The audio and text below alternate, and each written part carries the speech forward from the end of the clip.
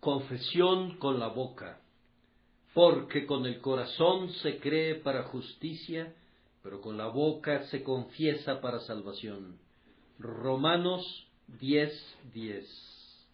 Esta mañana, cumpliendo mi promesa, voy a predicar sobre la segunda parte de este versículo: con la boca se confiesa para salvación.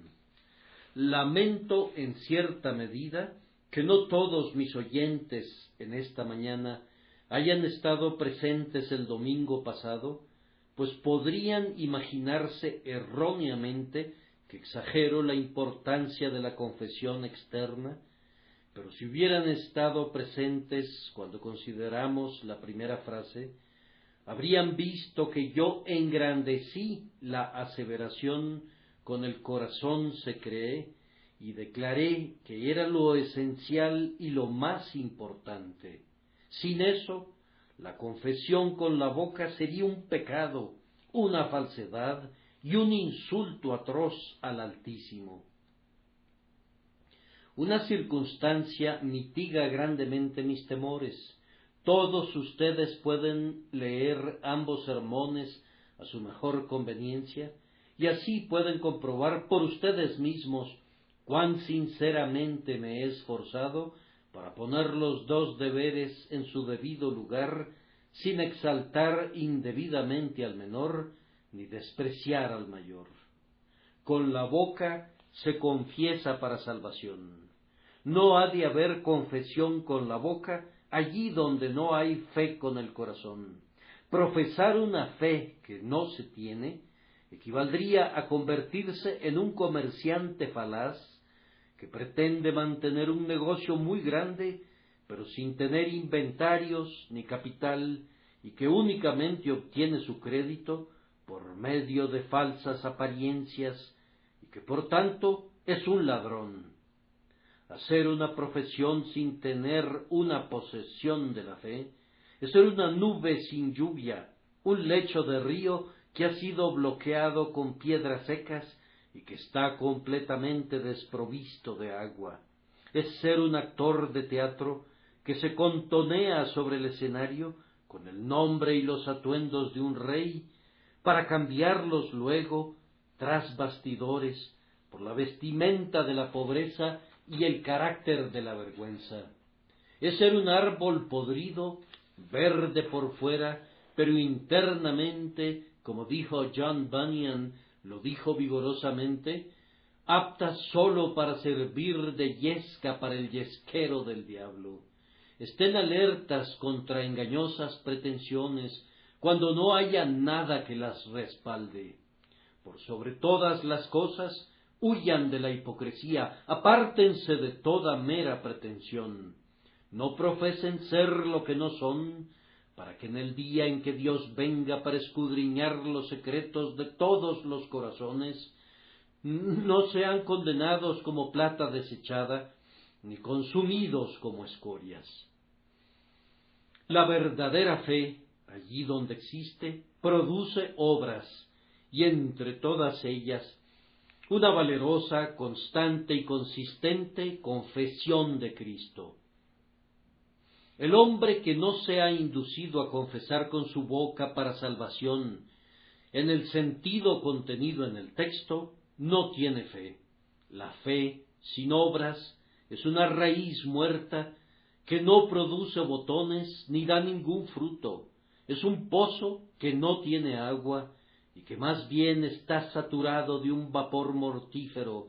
Es un árbol doblemente muerto, arrancado de raíz, como algunos de esos monstruos del bosque que obstruyen la navegación en el río Mississippi y que forman prominencias sumergidas que han hundido a muchos excelentes barcos. La fe sin obras es una de las cosas más condenables fuera del infierno.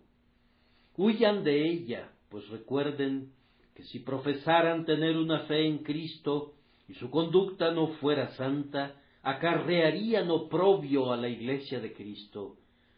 Ustedes estarían crucificando de nuevo al Señor de gloria, convertirían la verdad de Dios en una mentira, y si estuviese en su poder, harían de Dios el alcahuete de sus lascivias. De la misma manera que han de huir de una profesión sin fe, igualmente han de huir de una fe que no produzca una buena profesión que pueda ser expresada ante muchos testigos.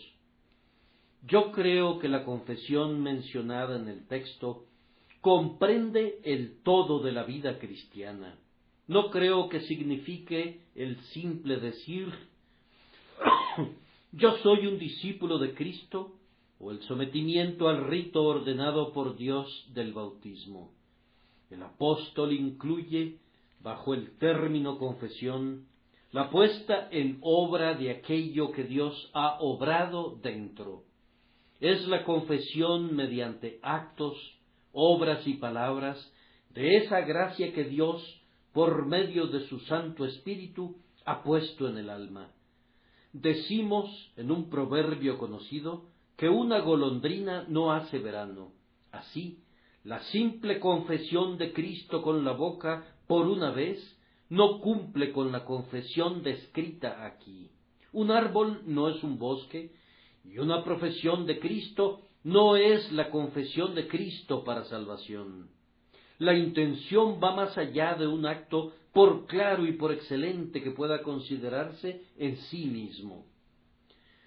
Voy a procurar esta mañana, con la ayuda de Dios, ilustrar el significado de confesar con la boca para salvación. Y luego voy a ocupar unos cuantos minutos en hacer vigente esta confesión, exhortando a aquellos que en verdad aman al Señor y han creído con su corazón, que se aseguren de confesar con sus bocas. Confesar a Cristo con la boca, ya lo he dicho, abarca toda la vida y obra del cristiano. Espero que puedan ver esto antes de que finalice. Diferentes casos requieren de los hombres diferentes formas de confesión. Algunos tienen que confesar al Señor de una manera, otros de otra manera. Todo cristiano es llamado a confesar con su boca de acuerdo a aquella manera que su propio estado, habilidades y posición en la providencia requiera de sus manos. Primero, entonces, una de las formas más tempranas y sencillas de confesar a Cristo con la boca ha de encontrarse al unirse en actos de adoración pública. Muy pronto, casi tan pronto como las dos claras partes de la simiente de la mujer y de la serpiente eran discernibles, leemos: entonces los hombres comenzaron a invocar el nombre de Jehová. Quienes no temían a Dios se alejaron a sus diversas ocupaciones, mientras que los justos, en el día séptimo, se congregaban para orar y alabar y sacrificar. Así que cualquiera que se uniera a las filas de los hombres que invocaban el nombre del Señor era de inmediato identificado mediante ese acto como un siervo del Altísimo. A lo largo de toda la corriente de la historia podemos identificar a los justos por sus reuniones entre ellos de manera unida para elevar sus oraciones y acciones de gracias al Altísimo. La adoración se vuelve una forma aceptable de confesión cuando la simiente de la serpiente tiene la capacidad de perseguir.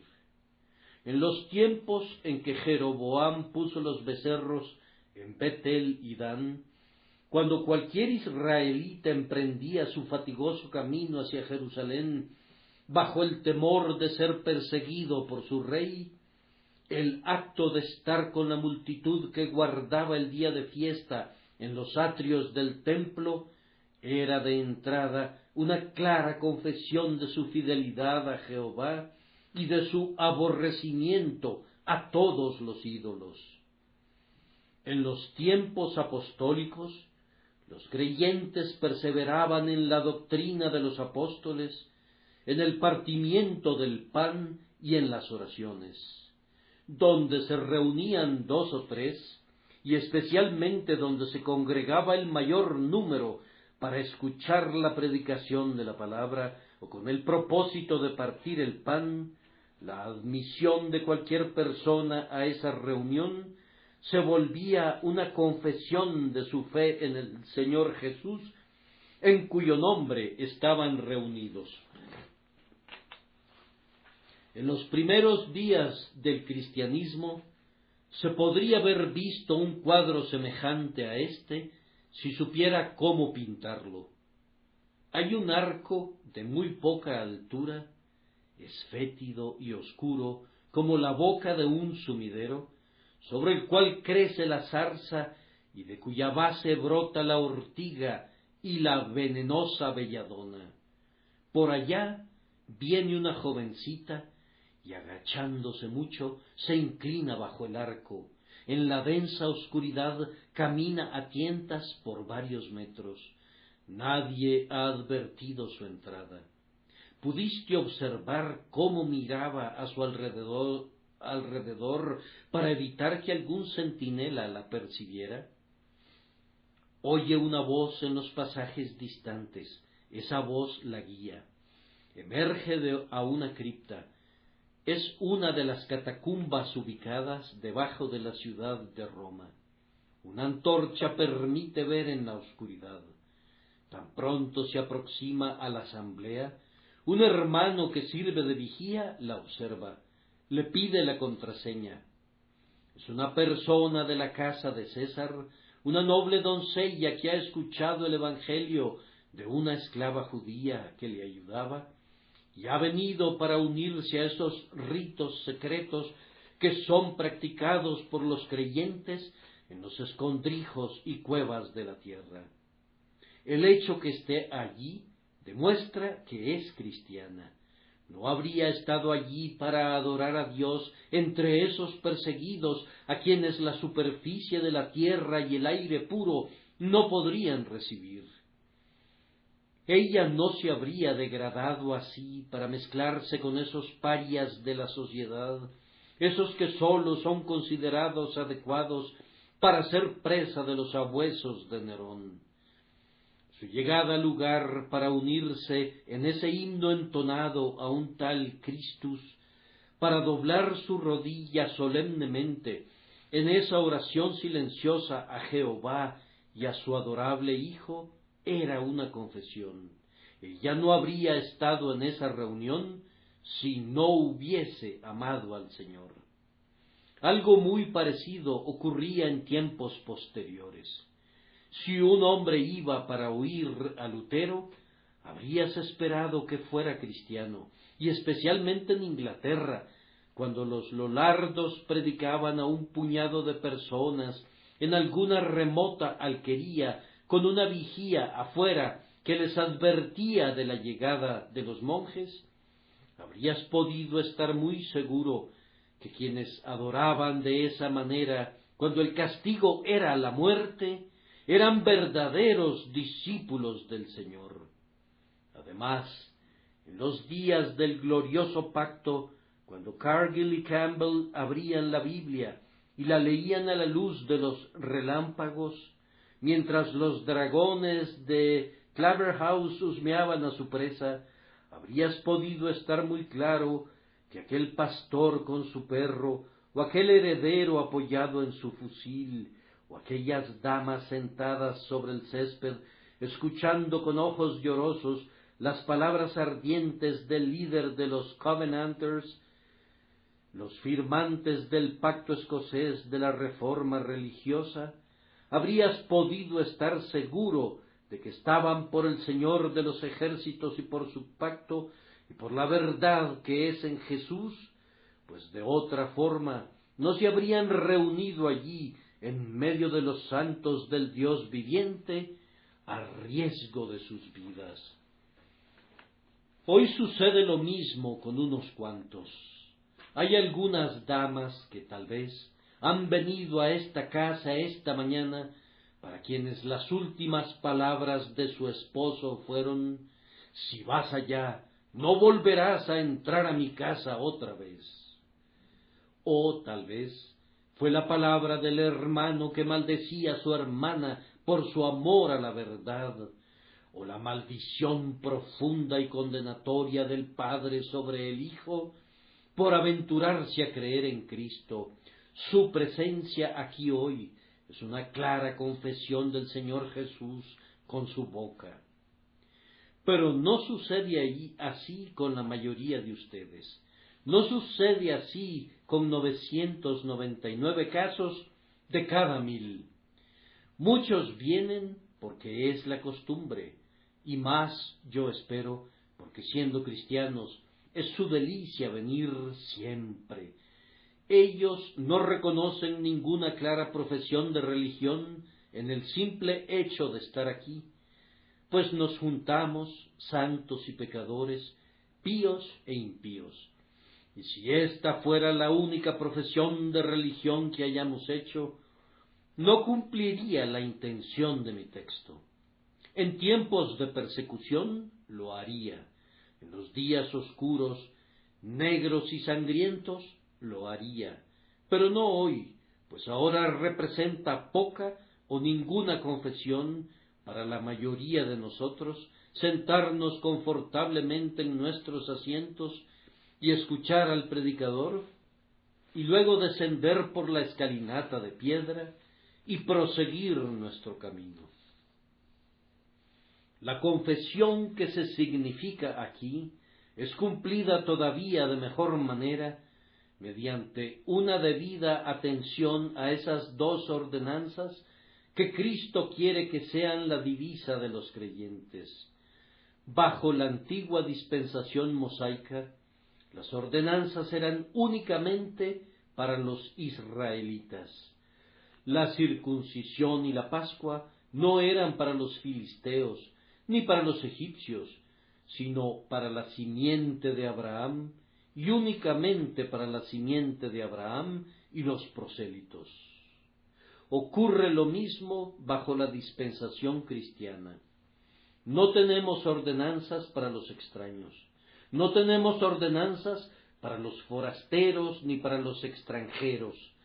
Ambas ordenanzas están destinadas a la comunidad de Israel. Ustedes recordarán cuán cuidadosamente guardaban estas ordenanzas los antiguos creyentes.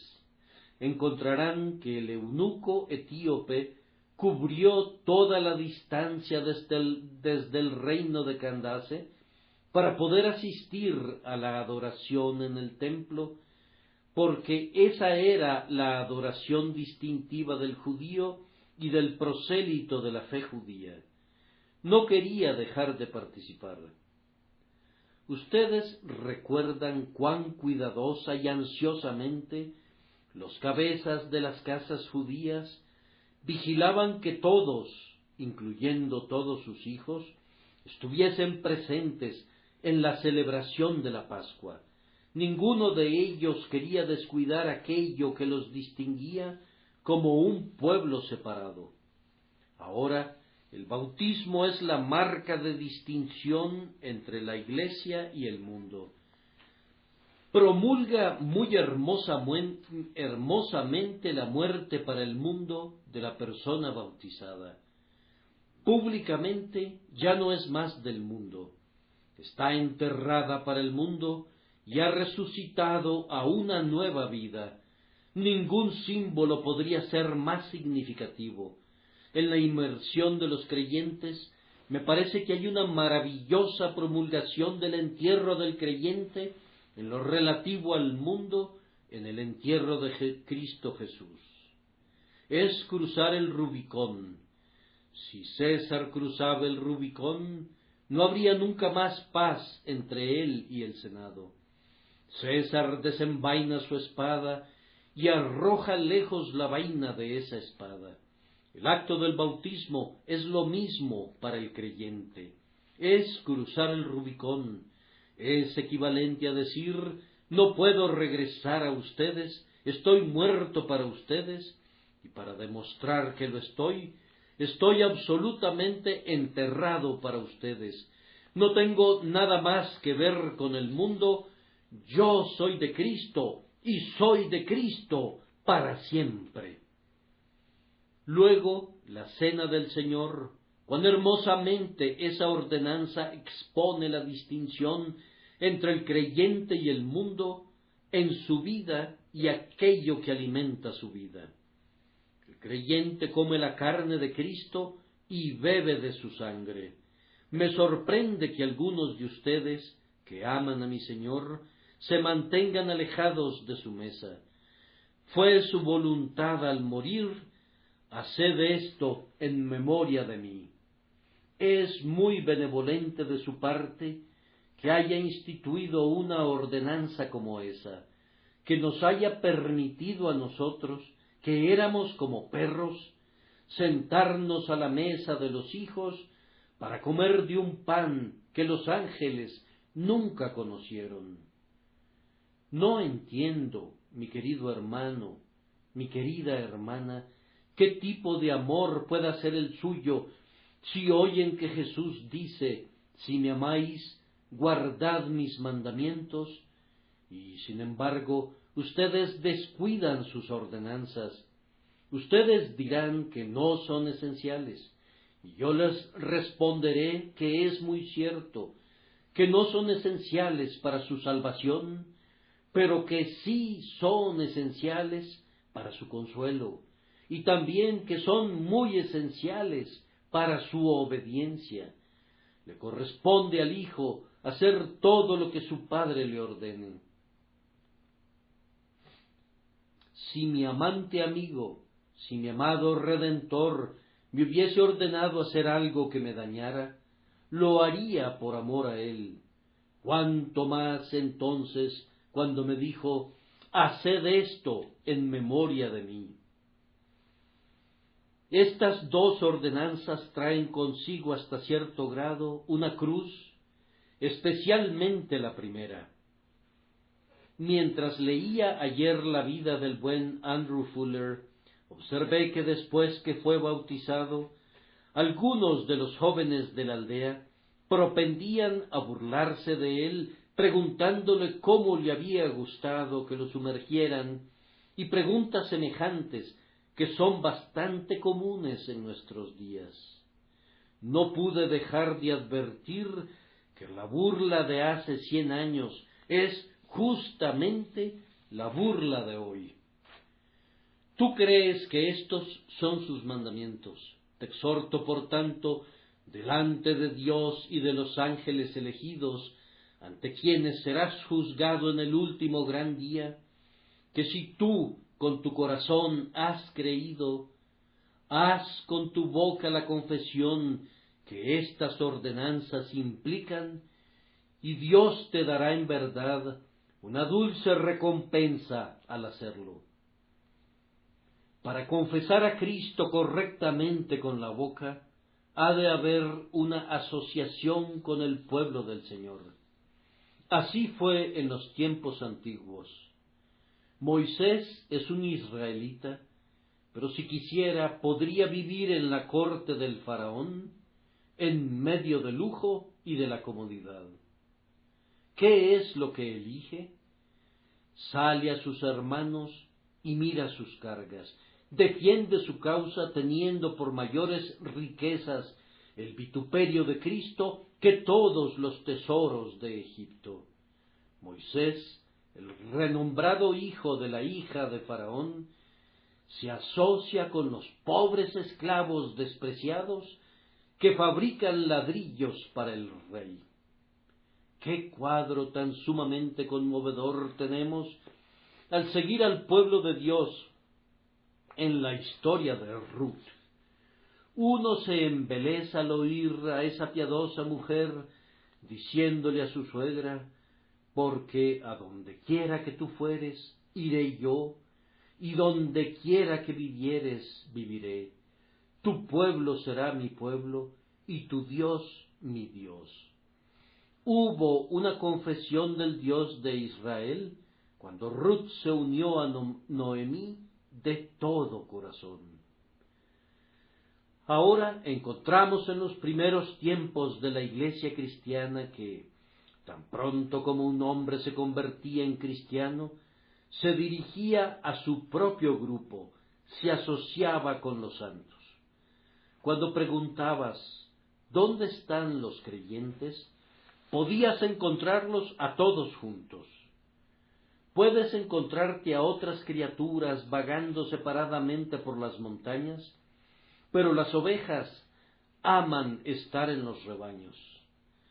Pablo no se contentó con ser bautizado, sino que después de su bautismo intentó por sí mismo unirse a la Iglesia, y encontramos que donde estuviera el pueblo de Dios, siempre estaba formado en una iglesia, ya fuera en Filipos, o en Éfeso, o en Pérgamo, o en Tiatira, o en la misma Roma.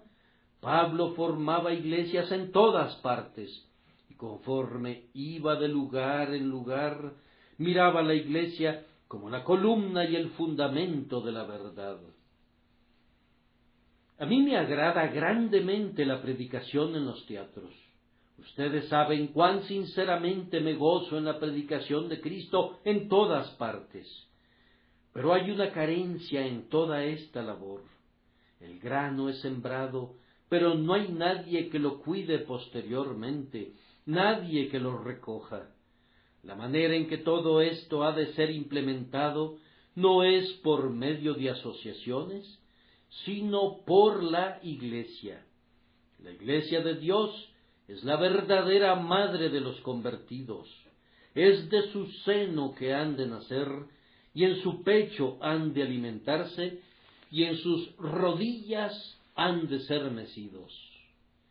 Esos que van por todos lados hablando con ligereza de la comunión de la Iglesia y quisieran que todos los cristianos se mantuvieran separados de las iglesias, hacen daño y son, sin saberlo, agentes del mal, pues la Iglesia es, bajo Dios, una gran bendición para el mundo, y la unión con la Iglesia tiene el propósito de ser un método de confesión que no ha de ser descuidado.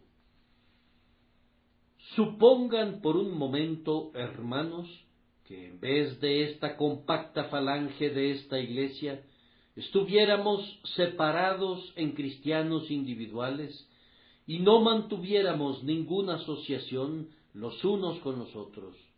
Yo no dudaría en afirmar que algunos de los de corazón más ardiente entre ustedes se enfriarían, pues al asociarse unos con otros se promueve su celo y se enciende su entusiasmo.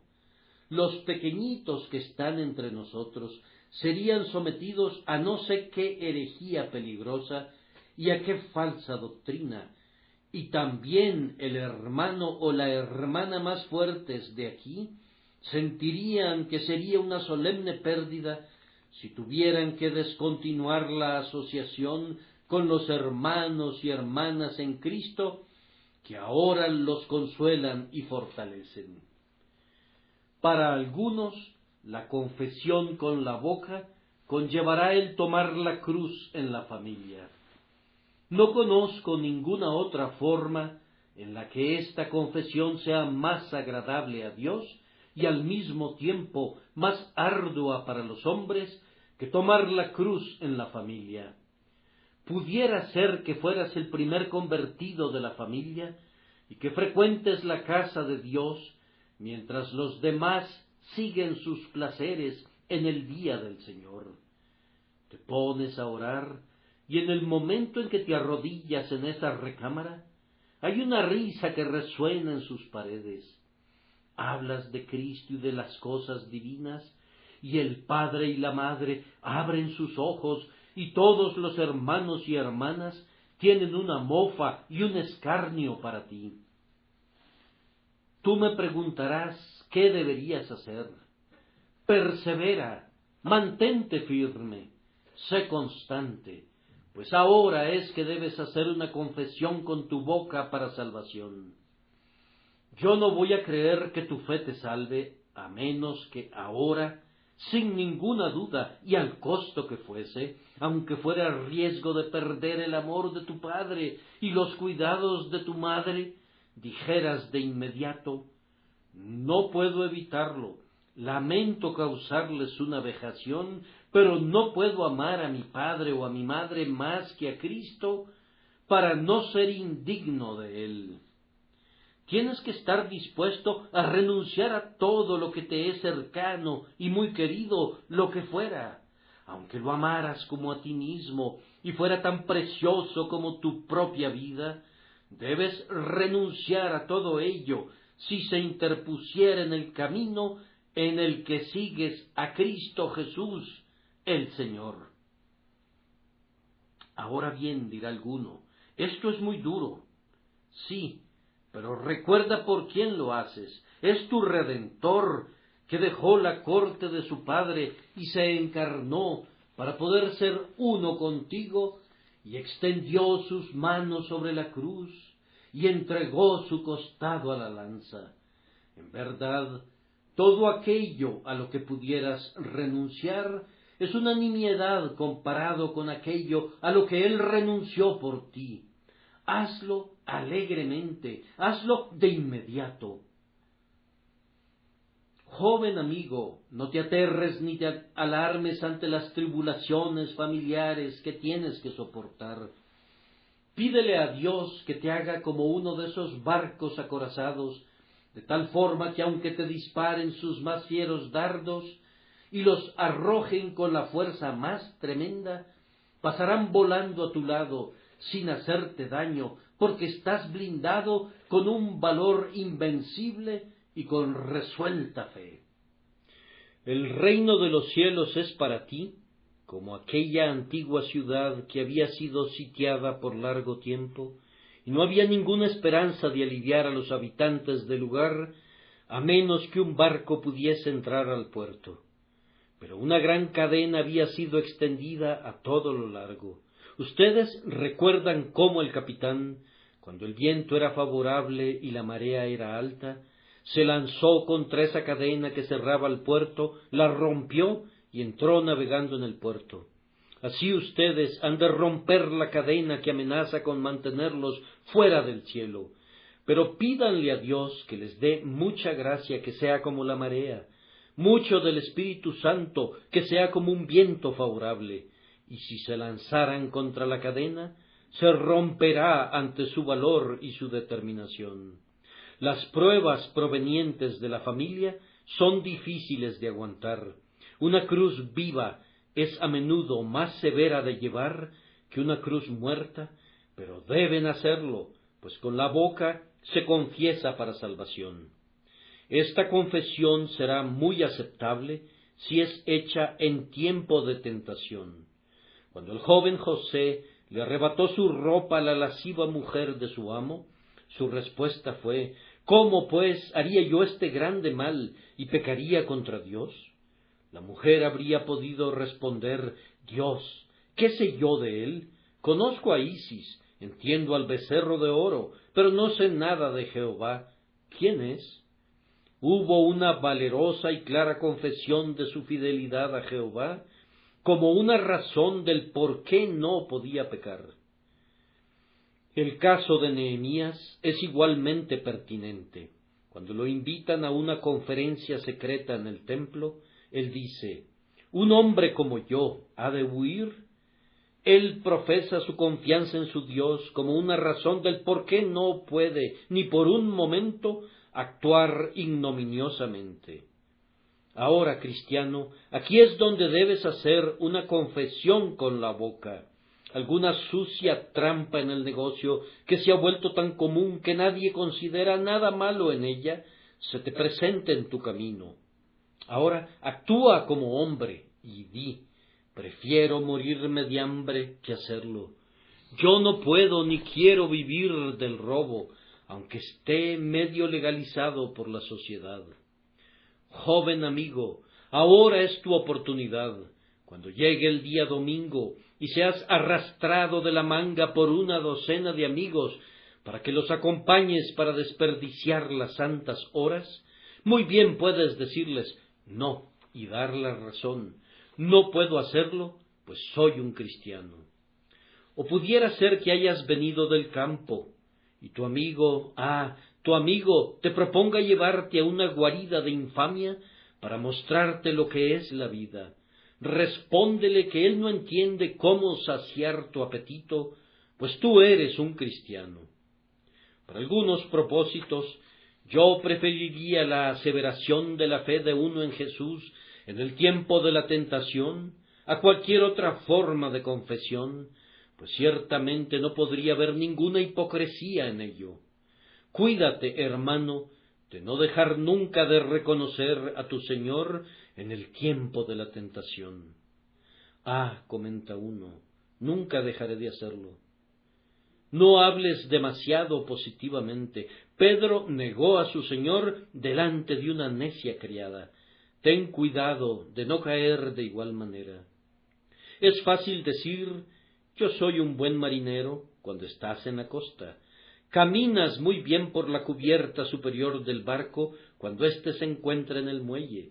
No sabes lo que es una tormenta, ni cómo se sacude el barco cuando las olas bañan la cubierta. Sería mejor que guardaras tus jactancias para cuando hubieses ido al mar.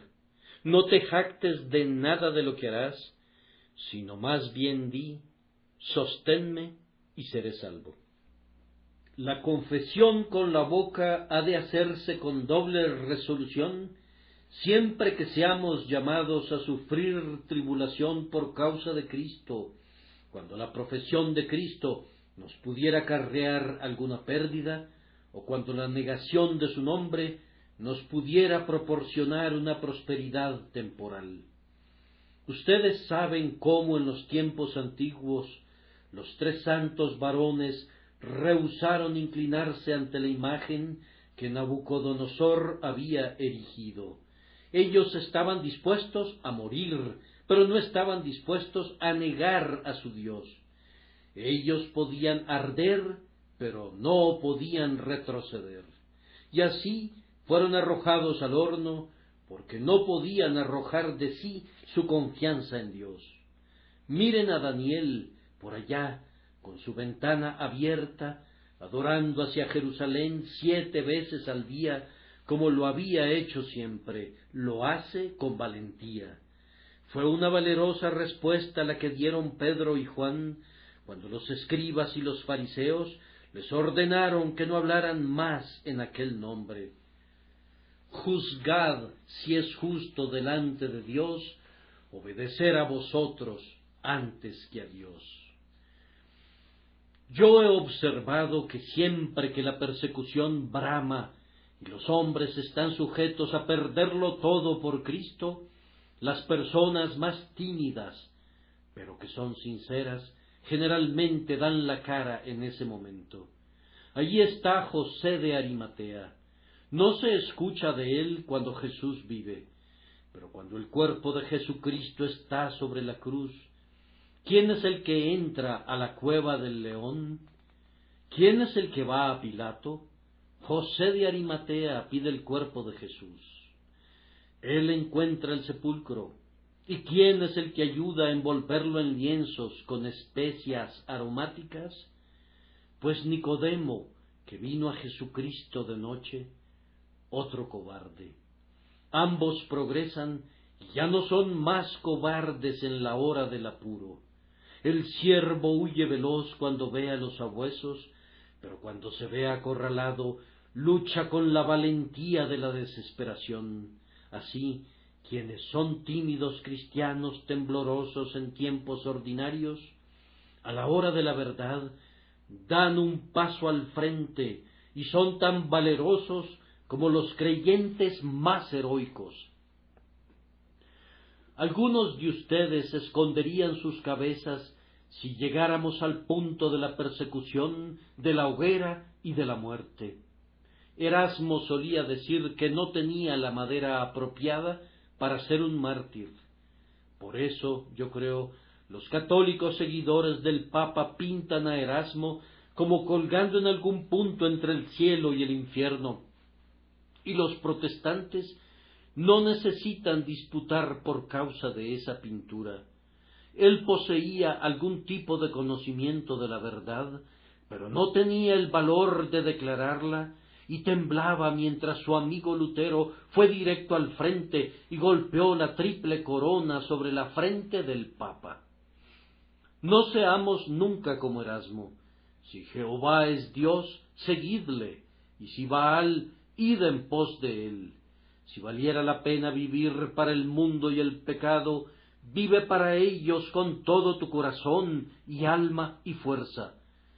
Pero si Dios es Dios, no te quedes cuestionando y claudicando entre dos pensamientos, sino decidida, valerosa y positivamente di: yo estoy por el Señor. No hay tiempo semejante al tiempo de pérdida y tribulación para hacer una confesión. Hermanos míos, yo creo que un cristiano difícilmente podría hacer esta confesión con su boca, a menos que hiciera a veces algo inusitado para dar testimonio. ¿Quién está por Jehová? Júntese conmigo, dijo Moisés cuando descendió del monte y quemó el becerro de oro. Y se juntaron con él todos los hijos de Leví. Y él les dijo: así ha dicho Jehová, el Dios de Israel: poned cada uno su espada sobre su muslo, pasad y volved de puerta a puerta por el campamento, y matad cada uno a su hermano, y a su amigo, y a su pariente. De vez en cuando seremos incapaces de confesar a Cristo, a menos que hagamos algo que parecería duro y extraño, pero que debe hacerse por Dios y por la causa de la verdad. Ciertamente, los Elías de Dios no pueden quedarse callados. Mientras miles de sacerdotes de Baal están encendiendo sus fuegos e invocando a Baal, ellos deben pasar al frente. ¿Acaso no son ustedes siervos de Baal y yo el siervo del Dios vivo? Descubriremos que es necesario forzar las exquisiteces de la etiqueta y hollar bajo nuestros pies las formalidades que la sociedad dignificada quiere erigir, y como el profeta que llegó a Betel, tendremos que clamar contra los altares en los que otras personas pagan sus votos.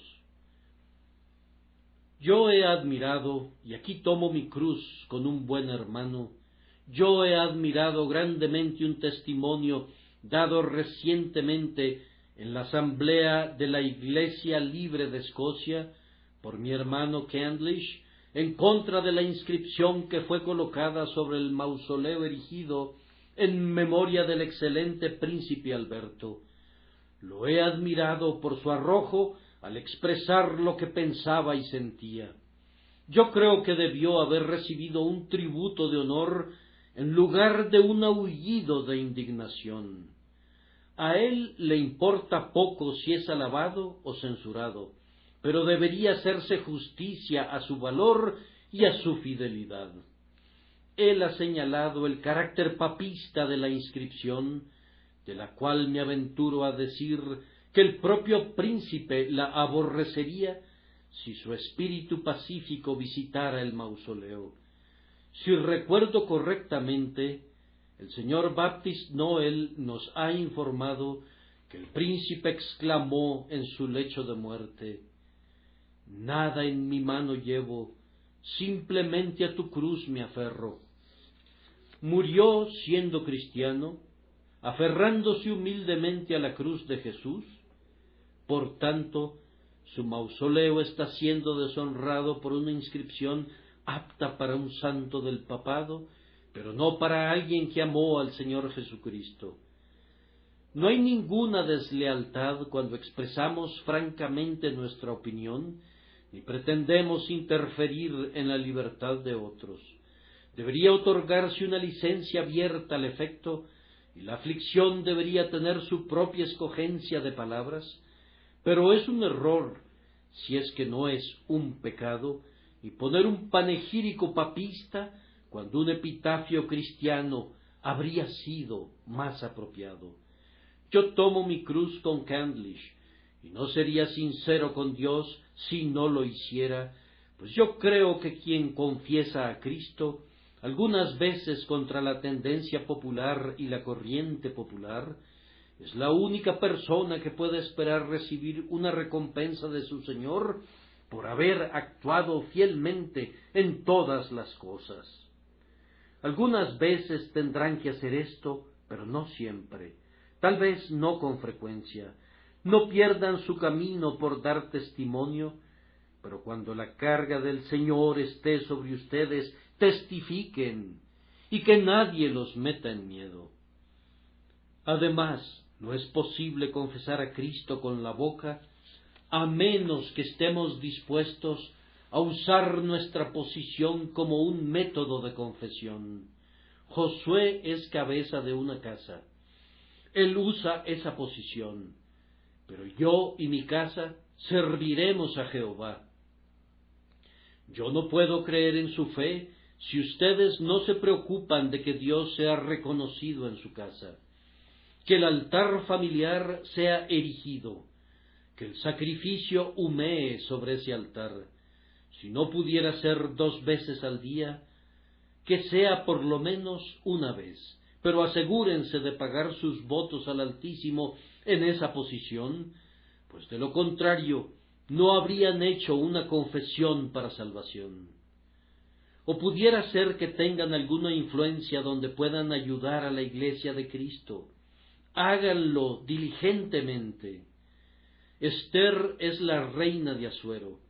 Si ella dejara de identificarse como judía, y si no hiciera suya la disputa de Israel con Amán, entonces ella sería repudiada. Ella llegó al reino para un momento como ese. Algunos de ustedes son patronos de muchos empleados, o tal vez podrían ser miembros del Parlamento, o tal vez se muevan en esferas en las que tienen el poder suficiente para influenciar las mentes de otras personas.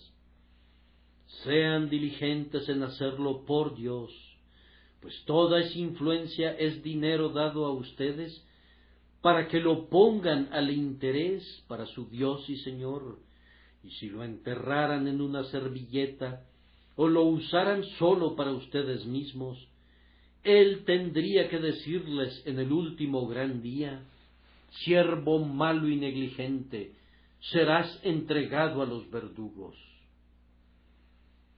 Además, hay algunas personas que no confesarán nunca con sus bocas al Señor Jesús, como deberían hacerlo, a menos que se vuelvan predicadores. David dijo que él había predicado la palabra en la gran congregación, y se jacta de que no ha rehuido anunciarla delante de los reyes. Ahora, hay algunos de ustedes que poseen la habilidad de hablar, pero nunca lo hacen. Toda la longitud entera de las calles de Londres los espera como un púlpito. La población entera de Londres está lista para hacer su audiencia. ¿Por qué no comienzan a hablar? Pueden hablar sobre política. La otra noche, en la institución literaria, entiendo que leíste un ensayo capital sobre un tema de astronomía. Si amas al Señor, ¿vas a dar toda tu atención a esos temas inferiores?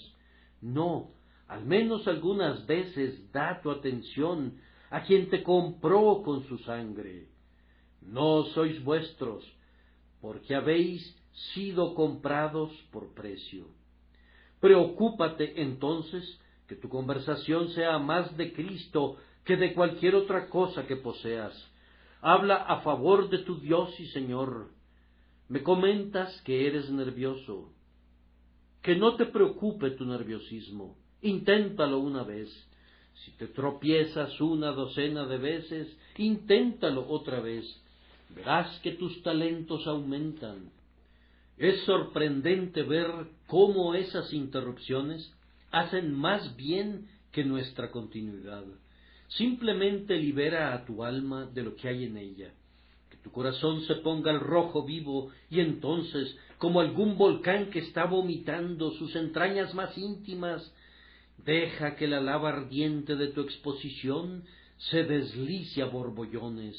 No te deben importar las gracias de la oratoria, ni los refinamientos de la elocuencia, sino expresa lo que conoces.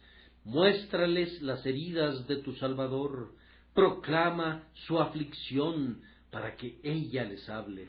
Y será sorprendente cómo tu lengua tartamudeante se convertirá en un mejor instrumento, porque tartamudea, pues lo necio del mundo escogió Dios para avergonzar a los sabios, y lo débil del mundo escogió Dios para avergonzar a lo fuerte, y lo vil del mundo y lo menospreciado escogió Dios, y lo que no es, para deshacer lo que es. Ustedes pueden ver, hermanos, que esta confesión de Cristo con la boca es una obra de toda la vida. El cristiano debe ser alguien como un médico. Ustedes saben que consideramos al médico un hombre profesional. Bien, ¿cómo profesa el médico? Pues bien, hay una gran placa de bronce en su puerta y una gran campana, y todo mundo sabe el significado de la placa de bronce y de la campana. Esa es parte de su profesión. ¿Qué más? ¿Cómo profesa él ser un médico? Él va con la gente y su vestido es como el de todos los demás. No ves una caja de lancetas sujeta a su costado, no observas que esté vestido con un traje particular. Es un médico y siempre es un médico, pero cumple su profesión por medio de su práctica. Esta es la forma en que la profesión de un cristiano ha de cumplirse por medio de su práctica. El hombre es un médico profesionalmente porque en verdad cura a la gente y escribe recetas y satisface sus necesidades. Yo he de ser un cristiano en mis acciones, mis obras, mis pensamientos y mis palabras. Por tanto, si alguien necesita a algún cristiano, yo debería ser reconocido por mis palabras y mis actos. Cuando íbamos a la escuela, dibujábamos casas y caballos y árboles en nuestros cuadernos, y podemos recordar cómo solíamos escribir casa bajo la casa y caballo bajo el caballo, pues algunas personas podrían haber pensado que el caballo era una casa. Así hay algunas personas que necesitan usar un gafete alrededor de su cuello para mostrar siquiera que son cristianos, pues de lo contrario podríamos confundirlos con pecadores, pues sus acciones son muy semejantes. Eviten eso, que su profesión sea manifiesta por su práctica, sean tan claramente un trazo de la pintura divina, que en el momento que alguien ponga la vista en ustedes diga, sí, esa es la obra de Dios, ese es un cristiano, la más noble obra de Dios. Cuento solo con 1 minuto o 2, justo para pronunciar unas pocas palabras de exhortación. Queridos amigos, asegúrense de confesar a Cristo con su boca. No pongan ninguna excusa, pues ninguna excusa que puedan poner sería válida. Dices que vas a perder tu negocio, piérdelo y ganarás tu alma, que no estarás a la moda. ¿Qué importancia tiene estar a la moda? Que serías despreciado por aquellos que te aman. ¿Acaso amas a tu esposo o a tu esposa más que a Cristo? Si así fuera, no serías digno de él. Pero eres tan tímido. Preocúpate de no ser tan tímido como para estar perdido al final, pues los temerosos y los incrédulos tendrán su porción en el lago que arde. No me refiero a aquellos que temen y algunas veces tienen dudas de su interés en Cristo, sino a aquellos que tienen miedo de confesar a Cristo delante de los hombres. Ustedes saben que en el silencio de la hora de la enfermedad o de la muerte, ninguna excusa, independientemente de cuán plausible pueda parecerles ahora, responderá a su conciencia, y si no responderá a su conciencia, pueden estar seguros de que no satisfará a Dios. Enseguida, recuerda cuán deshonroso es que digas que crees con el corazón, pero que no hicieras una confesión. Eres como una rata escondida detrás del friso de la pared, que sólo sale cada vez y cuando nadie la mira, y luego corre a esconderse otra vez. ¡Qué metáfora tan degradante!, dirás. Pretendía degradarte con ella para sacarte de tu cobardía. ¿Cómo ha de ser tratado Cristo de esta manera, como si el nombre de Cristo habría de ser profesado en hoyos y esquinas ocultos? No, que se diga ante el rostro del sol: en verdad yo amo a Jesús, que se entregó por mí. No es algo que se deba decir cuando se está solo, ni se ha de ocultar de los oídos de los hombres. Él murió frente al rostro del sol, rodeado de escarnecedores, y rodeados de escarnecedores, declaremos también nuestra fe en Jesucristo. Por otro lado, cuán honorable será esa confesión para ustedes. Si yo tuviese que unirme a algún ejército y encontrar en las listas convocatorias una relación de todos los granujas y de toda la escoria de las calles, no creo que me gustaría ser un soldado. Pero si, por otro lado, viera que mi coronel es un gran vencedor y que tendría por compañeros y camaradas a hombres que tuvieran algunos gloriosos nombres sobre sus estandartes, me sentiría honrado de que se me permitiera ser el que toque el tambor en un regimiento de esa naturaleza. Así, cuando leo la lista y encuentro a Abraham, a Isaac, a Jacob, a Moisés, a David, a Daniel, a Isaías, al propio Jesucristo, a los apóstoles, a Lutero, a Calvino, a hombres cuyos nombres se han vuelto nombres caseros en cada familia cristiana, consideraría un honor si mi nombre se encontrara escrito con el de ellos, como el soldado más humilde y débil de todo el ejército. Es algo honorable. Por tanto, toma tu decisión para unirte a nosotros, y debes estar preparado a ser despreciado como un seguidor del Señor Jesucristo. Yo los exhorto a esto porque los hará útiles. ¿Qué bien podría ser un cristiano secreto? Es una vela puesta debajo de un almud, es una luz encerrada en una linterna sellada. Tu luz ha de brillar. ¿Para qué serviría un cristiano secreto? Sería como sal desvanecida. ¿Y para qué serviría sino para ser hollada por los hombres? Vamos, el sabor de su sal ha de sentirse por todo el mundo.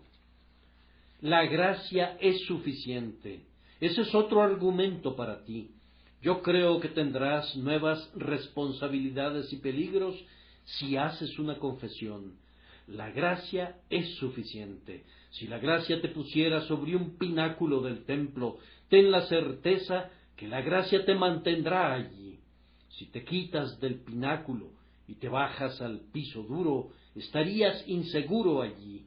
Pero si Dios te pone sobre el pináculo, podrían venir todos los diablos del infierno para empujarte hacia abajo, pero permanecerías firme.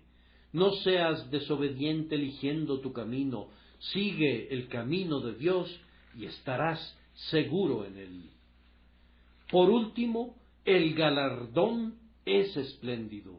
A cualquiera, pues, que me confiese delante de los hombres, yo también le confesaré delante de mi Padre que está en los cielos.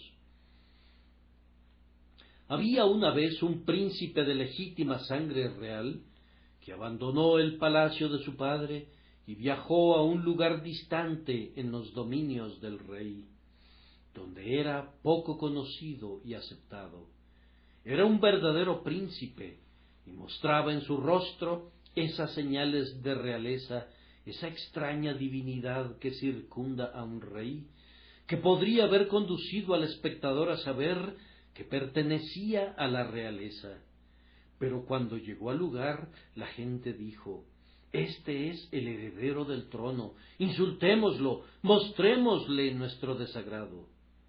Otros decían que no era un heredero del todo, y se pusieron de acuerdo para ponerlo en el cepo.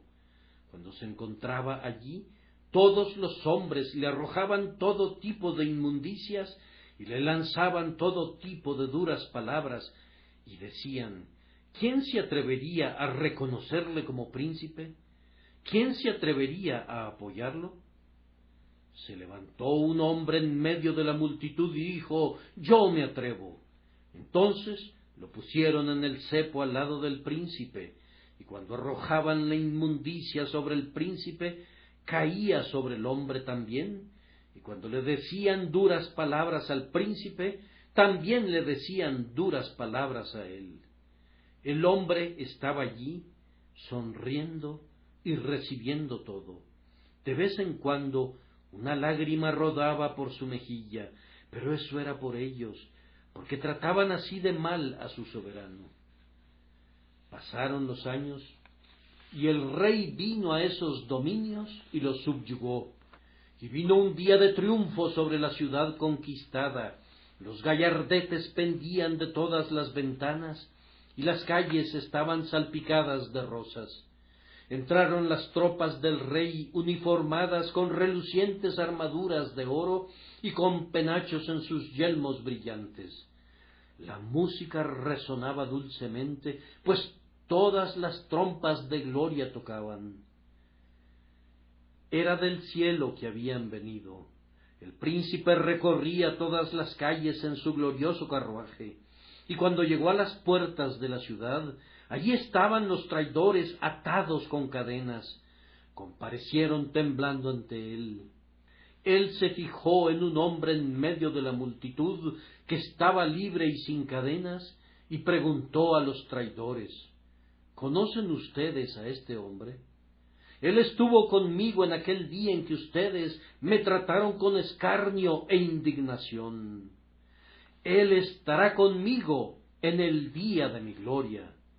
«Ven acá», dijo, y en medio del sonido de las trompetas y la voz de aclamación, el pobre, despreciado y rechazado ciudadano de esa ciudad rebelde recorrió las calles en triunfo al lado de su rey, que lo vistió de púrpura y puso una corona de oro puro sobre su cabeza.